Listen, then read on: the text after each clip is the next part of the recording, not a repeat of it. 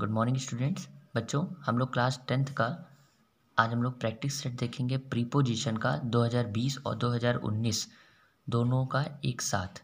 ठीक है, 2020 और 2019 में जितने भी आपके प्रीपोजिशन से रिलेटेड सेंटेंस आ चुके हैं वो हम लोग इस वीडियो में देखेंगे। पहला है the cat jumped dash on the table. यहाँ पे देखिए एट है, ऑन है, अपॉन है। सबके बारे में आपको मालूम होना ज़रूरी है। जैसे द कैट जम्प, जो बिल्ली थी वो कूदी टेबल पर। अब पर के लिए देखिए अपॉन भी होता है, ऑन भी होता है, ऐड भी होता है। लेकिन जो अपॉन है वो वहाँ लगता है जहाँ पर कोई चीज़ टच ना कर रही हो, और यहाँ पे बिल्ली जब कूदेगी टेबल पे तो टच करेगी। अपॉन काट दीजिए। ऐट भी उसी पोजीशन में पर के लिए लगाया जाता है जहाँ पर कोई चीज़ टच ना कर रही हो, मतलब किसी चीज़ के ऊपर ना हो। ठीक है, जैसे हम लोग बोलते हैं कि हम दरवाजे पर हैं, है ना, तो दरवाजे के ऊपर थोड़ी ना बैठे होते हैं, तो वहाँ पे ऐट लगाते हैं। यहाँ पर जो फिट बैठ रहा है वो सिर्फ एक ही चीज़ है, वो है ऑन। नेक्स्ट है I am proud dash my son at to of. ऐसे सेंटेंस को सोचा नहीं जाता है। ये पर्टिकुलर कुछ ऐसे वर्ड्स हैं जिनके आगे एक पर्टिकुलर आपकी प्रीपोजिशन यूज़ की जाएगी। तो प्राउड के बाद ऑफ ही होता है। कहते हैं I am proud of my son, है ना, या यू, ऐसा सुना होगा। नेक्स्ट है आपका every one loved dash him at on for. अब यहाँ पे देखिए ये भी वैसा ही है जैसे प्राउड वाला है। लॉफ्ट के बाद हमेशा ऐट का यूज़ किया जाता है, तो लगा देना है। ठीक है, कुछ ऐसे वर्ड्स हैं जिनको आपको याद कर लेना है। प्रीपोजिशन की वीडियो में मैंने ये सारी बातें बताई हैं कि कौन कौन से ऐसे वर्ड हैं जिनके बाद पर्टिकुलर वही प्रीपोजिशन आएगी और कुछ नहीं आएगा। नेक्स्ट है I agree dash your proposal. यहाँ पे एग्री के बाद हमेशा विद का यूज़ होना चाहिए और किसी चीज़ का नहीं होना चाहिए। What is time dash your watch. अब इसमें क्या लगेगा, देखिए ये इसमें मतलब क्या समय हुआ है तुम्हारी घड़ी में, है ना, तो घड़ी में, देखिए में भी निकल आया मेरे मुंह से। तो इन तो वैसे सही है ही, फ्रॉम में से होता है, ये तो लगेगा नहीं।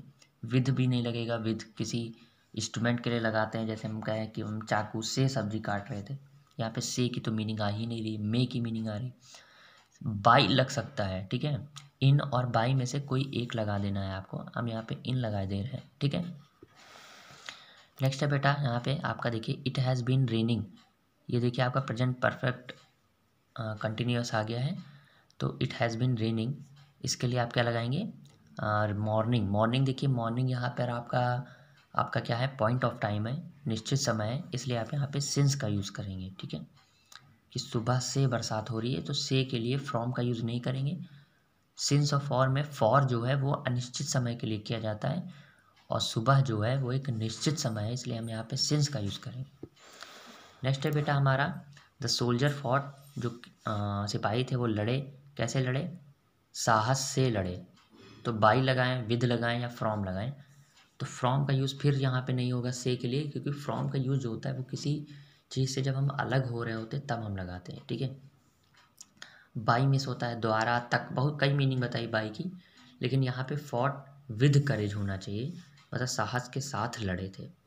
ठीक है, नेक्स्ट है हमारा ही study dash 8 PM to 10 PM, कि वह पढ़ता है 8 बजे से 10 बजे तक। तो टू के साथ फ्रॉम का जोड़ा होता है। किसका जोड़ा होता है, फ्रॉम और टू का, मैंने बताया भी है आप लोग को प्रीपोजिशन में। नेक्स्ट है आपका why do you not listen. Listen एक ऐसा वर्ड है जिसके बाद हमेशा टू का ही यूज़ होता है और किसी चीज़ का नहीं होता है। ठीक है, लिसन टू। नेक्स्ट है हमारा ही वॉज चार्ज, उसके ऊपर चोरी का इल्ज़ाम लगाया गया है। अब लगाइए दिमाग, मैं आपको टाइम दे रहा हूँ।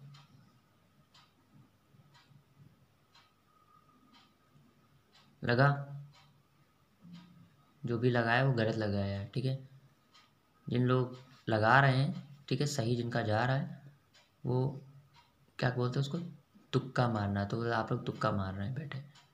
ठीक है ना, यहाँ पे होगा विद, चार्ज के बाद विद का यूज़ किया जाता है। ठीक है, ये जो ऑफ लगाने का आप लोग सोच रहे थे ना कि उसके बाद चोरी का इल्ज़ाम लगाया गया है, वो ऑफ नहीं लगेगा, यहाँ पे विद लगेगा, चार्ज के बाद विद आता है।